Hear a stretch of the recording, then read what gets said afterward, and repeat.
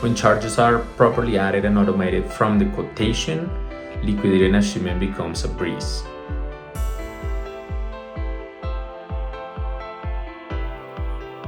So as you can see here in the screen, I have this quotation created. Right now I have a pallet, test customer, and I have my custom mode of transport, right? You see how I have, of course, the standard Magaya mode of transport, air containerized, truck, vessel, all of those, but I also created my own, right?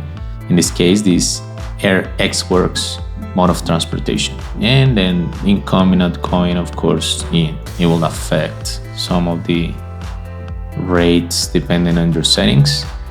But what I wanted to show you is with a simple route, a carrier to ports, you will always have some kind of a template for the charges that get generated when you create a quote like this. So if I remove all those charges and I right click and regenerate them, you see how they come back here to the quote. Now where this really gets interested is if I change to the regular air shipment, right? And I close to save it, and then I go to charges, I delete them again, and then I regenerate them as well.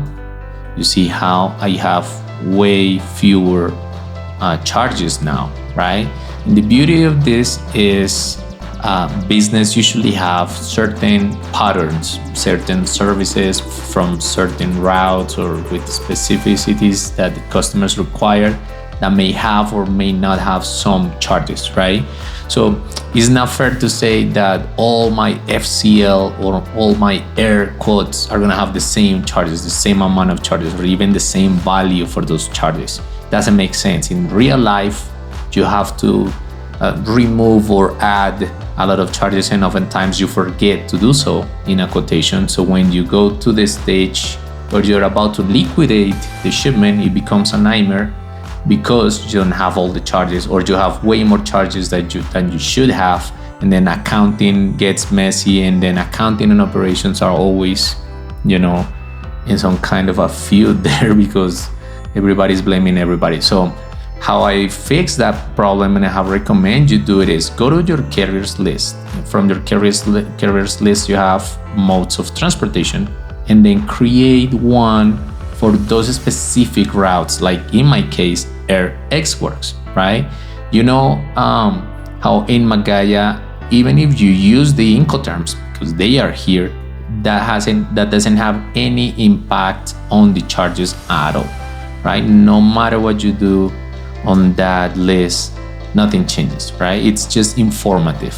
So that's exactly why I chose to create the Air Xworks, and with that Air Xworks mode of transport, the customization or the automation of specific charges that only appear when I select that mode of transport. So how that works is super easy. You go to items and services in accounting.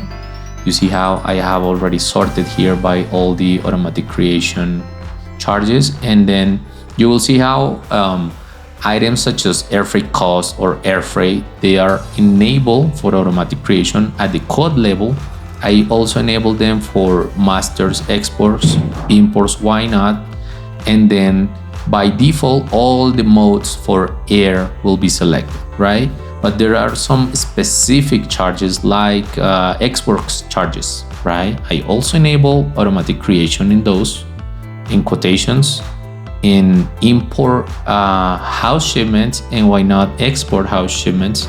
And then when you go to mode of transportation, you see how this option is not selected, is unchecked, because that enables you to select a specific modes of transportation, right? And that is how I managed to get those specific charges, such as this one, such as pickup, such as probably Xworks costs, right? Because you can do for either sale or purchase and be very granular and specific as to in what type of operations they would be created, right?